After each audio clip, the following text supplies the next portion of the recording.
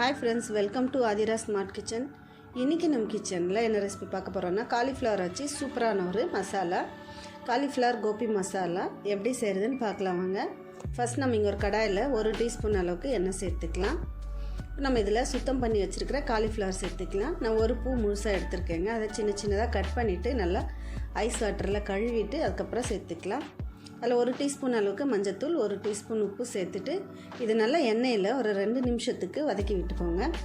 இதில் இருக்கிற ஈரப்பதெல்லாம் போயிட்டு நமக்கு பாதி அளவுக்கு இதுலேயே வெந்துடணும். அந்த அளவுக்கு நல்லா இதை வதக்கி விட்டுக்கோங்க.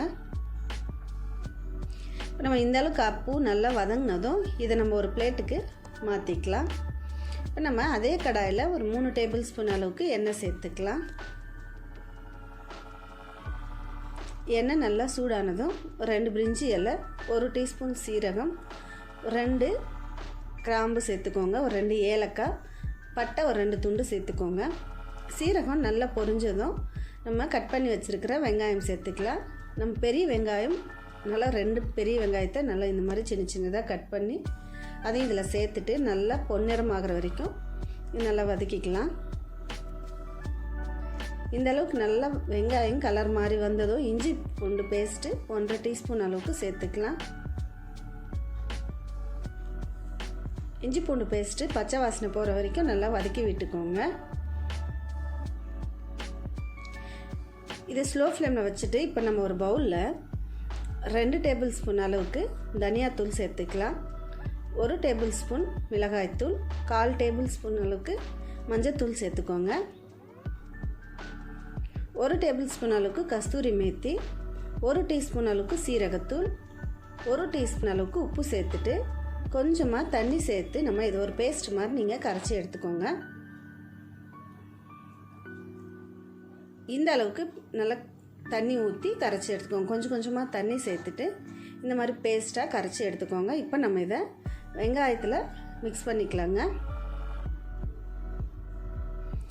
மிக்ஸ் பண்ணிவிட்டு அடுப்பு நீங்கள் ஸ்லோ ஃப்ளேமில் விட்டுட்டு இது நல்லா பச்சை வாசனை போகிற வரைக்கும் நல்லா கலந்து விட்டுக்கோங்க.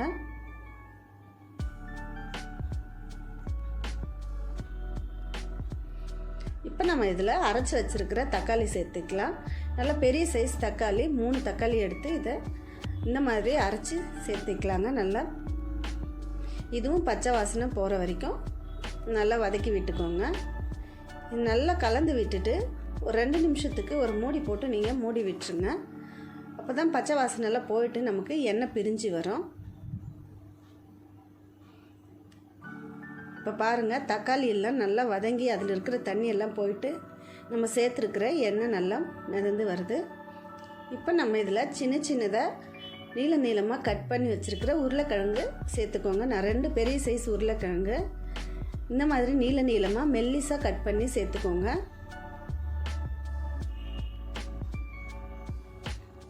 சேர்த்துட்டு நம்ம தேவையான அளவுக்கு இதில் தண்ணி சேர்த்துக்கலாம். நல்லா 1 கப் அளவுக்கு தாராளமாக தண்ணி சேர்த்துக்கோங்க. உருளைக்கிழங்கு வேகிறதுக்கு நமக்கு கொஞ்சம் டைம் பிடிக்கும், அதுக்காக தான் 1 கப் அளவுக்கு தண்ணி சேர்த்துட்டு அடுப்பை மீடியம் ஃப்ளேமில் விட்டு நீங்கள் ஒரு 15 நிமிஷத்துக்கு இது நல்லா வேக விட்டுக்கோங்க. இப்போ 15 நிமிஷத்துக்கு கழித்து இப்போ பார்க்கலாம், காய் நல்லா வெந்து வந்திருக்கு. இப்போ நம்ம வதக்கி வச்சுருக்கிற காலிஃப்ளவரை இதில் சேர்த்துக்கலாங்க.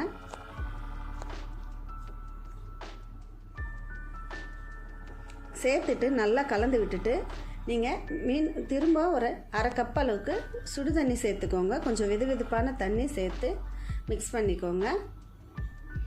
நான் 1/2 கப் அளவுக்கு சுடு தண்ணி எடுத்துருக்கேங்க. தண்ணி சேர்த்துட்டு நல்லா கலந்துட்டு திரும்ப நீங்கள் மூடி போட்டு ஒரு 10 நிமிஷத்துக்கு இதை நல்லா வேக வச்சு எடுத்துக்கோங்க.